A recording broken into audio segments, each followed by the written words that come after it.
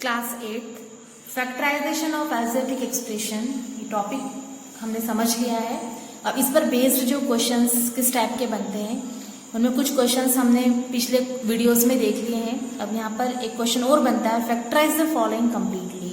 यहाँ पर कुछ एल्जेब्रिक एक्सप्रेशंस दिए हैं, इन्हें हमें कम्प्लीटली फैक्टराइज करना है। मतलब यहाँ पर इसका एक भी फैक्टर गिवन नहीं है, जितने भी फैक्टर्स है वो हमें ही फाइंड करने हैं। तो इसे हम किस तरीके से करेंगे देखते हैं हम।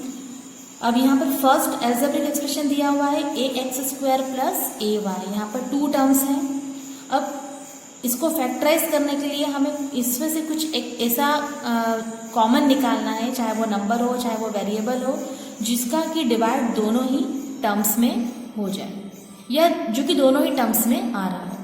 तो डिवाइड इसका जो कॉमन हम निकालेंगे वो क्या होगा, देखिए a दोनों ही टर्म्स में आ रहा है, तो a हम डिवाइड इसका कॉमन निकाल लेंगे, जिससे दोनों में डिवाइड हो जाएगा।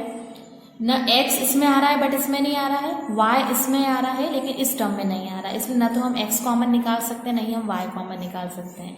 कॉमन वही निकालना है जो कि दोनों ही टर्म्स में आए, या जिसका डिवाइड दोनों ही टर्म्स में हो जाए, कंप्लीटली डिवाइड हो जाए।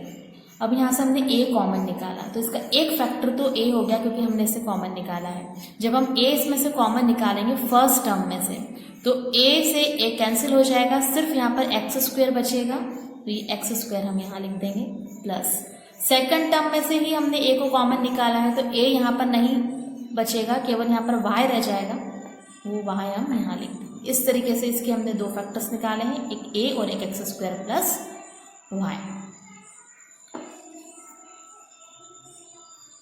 सेकंड है 4a² माइनस 2a²c। यहाँ पर भी a² यहाँ भी आ रहा है, इस टर्म में भी a² आ रहा है, यानी a² हम कॉमन निकाल सकते हैं। 2 भी हम दोनों में से कॉमन निकाल सकते हैं, क्योंकि 2 से 4 में भी हम डिवाइड इजीली लगा सकते हैं और 2 से 2 में भी डिवाइड लगा सकते हैं, यानी हमने 2 भी कॉमन निकाल लिया। c हम कॉमन नहीं ले सकते क्योंकि c केवल इसी टर्म में आ रहा है, फर्स्ट टर्म में नहीं आ रहा है, तो 2a² हम कॉमन लेंगे। 2a² जब हमने फर्स्ट टर्म में से बाहर निकाला, तो a² से a² कैंसिल, a² यहाँ था वही हमने बाहर निकाल लिया, तो a² तो यहाँ पर रहना नहीं है।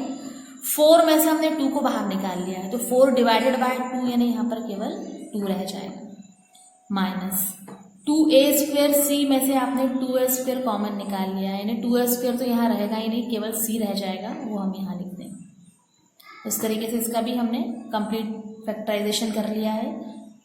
थर्ड हमारे पास है 28p³ माइनस 42p²। अब यहाँ से हमें क्या कॉमन निकालना है, यहाँ से सबसे पहले हम एक ऐसा नंबर देखेंगे जिससे कि दोनों में ही डिवाइड हो जाए, 28 में भी या 42 में भी।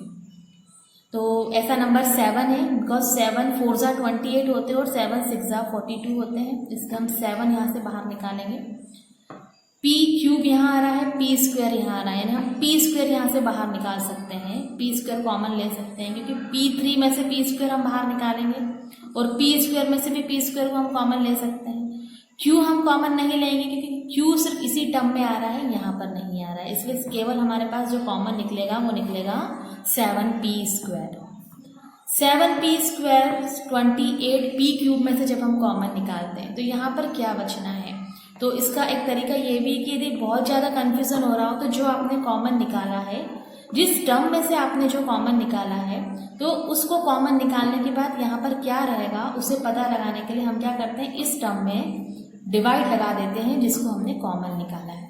ये भी एक तरीका है। 7 1 जा 7, 7 4 जा 28, p3 है डिवाइडेड बाय p2, यानी सिर्फ यहाँ पर 1p रह जाएगा, यानी यहाँ पर 4p बचेगा, माइनस 42p²q में से 7p² जब हम बाहर निकालते हैं तो हम डिवाइड करके देख लेते हैं, 42p²q डिवाइडेड बाय 7p²।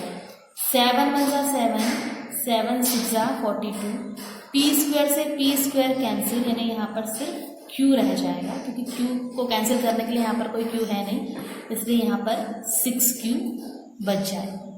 तो इस तरीके से यह भी एक तरीका है कि जब हम कॉमन निकालते हैं तो उस टर्म में से इसको कॉमन निकालने के बाद यहाँ पर क्या बचेगा उसको फाइंड करने के लिए हम एक डिवाइड लगाकर भी देख सकते हैं। नेक्स्ट हमारे पास है 15p² माइनस 20pr। यहाँ से हमें कॉमन लेना है, तो एक ऐसा नंबर हम चूज करेंगे जो कि 15 और 20 दोनों में से हम कॉमन निकाल सकते हैं, जिसका डिवाइड हम दोनों में डिवाइड लगाएं तो कंप्लीटली डिवाइड हो जाए। या फिर इसको हम इस तरीके से भी डिफाइन कर सकते हैं कि ऐसा नंबर हमें कॉमन निकालना है जो कि 15 और 20 का हाईएस्ट कॉमन फैक्टर हो। तो हाईएस्ट कॉमन फैक्टर 15 और 20 का होगा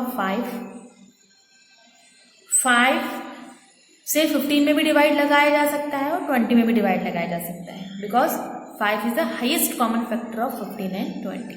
पी स्क्वायर यहाँ भी है, पी यहाँ पर है, इसलिए हम पी ही कॉमन लेंगे, क्योंकि पी स्क्वायर में से पी को इजीली हम निकाल सकते हैं और पी में से तो पी को निकाल ही सकते हैं। आर हम कॉमन नहीं ले सकते क्योंकि आर केवल यहाँ पर है, इस टर्म में आर प्रेजेंट नहीं है, इसलिए 5p कॉमन निकालेंगे तो हमारे पास यहाँ से बचेगा 5 3 15 -3 बचेगा क्योंकि माइनस का साइन है, एंड p स्क्वायर में से p को कॉमन निकालने पर केवल p टू द पावर 1 रह जाएगा। 5p को हमने यहाँ से कॉमन निकाला है तो यहाँ पर माइनस का साइन लगाएंगे तो हमने पॉजिटिव 5 निकाला है, 5 4 20 एंड p को बाहर निकाल लें तो केवल r ही रह जाएगा। इसको हम एक तरीका और भी है, इसको अगली स्टेप में भी हम माइनस को भी हम कॉमन ले सकते हैं क्योंकि माइनस दोनों ही टर्म्स में आ रहा है। तो अब माइनस को भी यदि हम बाहर निकालें तो यहाँ पर आपका अंदर जो है ब्रैकेट के अंदर रह जाएगा 3p + 4r, दोनों ही आंसर इसके राइट। नेक्स्ट एल्जेब्रिक एक्सप्रेशन हमारे पास है -m² एंड -mn²। यहाँ से हम माइनस पहले कॉमन निकाल लेते हैं क्योंकि माइनस दोनों टर्म्स के साथ आ रहा है। m हम बाहर निकाल सकते हैं कॉमन क्योंकि m² यहाँ है और m टू द पावर 1 यहाँ पर है, तो हमने एक m को बाहर निकाल लिया। n टू द पावर 1 यहाँ पर है और n टू द पावर 2 है, तो हम n टू द पावर 1 को कॉमन निकाल लेते हैं। तो इसके ब्रैकेट के अंदर जिसका सेकंड फैक्टर बनेगा वो होगा mn। तो m² n में से आपने mn को कॉमन निकाला तो आपके पास केवल यहाँ एक m रह जाएगा। माइनस को आपने बाहर निकाल लिया इसलिए यहाँ पर प्लस का साइन आएगा। mn² में से आपने mn को बाहर निकाल लिया है, कॉमन ले लिया है, तो केवल एक n बचेगा, n to the power 1। Next हमारे पास जो एल्जेब्रिक एक्सप्रेशन गिवन है वो है 48 y to the power 5z³ minus 64 y to the power 4z to the power 4। यहाँ से 64 और 48 इसका हमें हाईएस्ट कॉमन फैक्टर चाहिएगा जो कि हमें कॉमन निकालना है।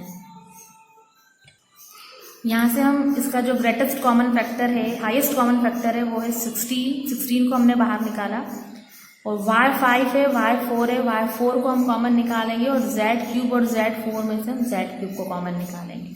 तो इसका जो सेकंड फैक्टर हमें मिलेगा, इसका सेकंड फैक्टर हमें मिलेगा 48 डिवाइडेड बाय 16 3। यहाँ से y4 को कॉमन निकाला है तो y टू द पावर 1 यहाँ रह जाएगा। z³ को आप कॉमन निकाल चुके तो z यहाँ नहीं रहेगा।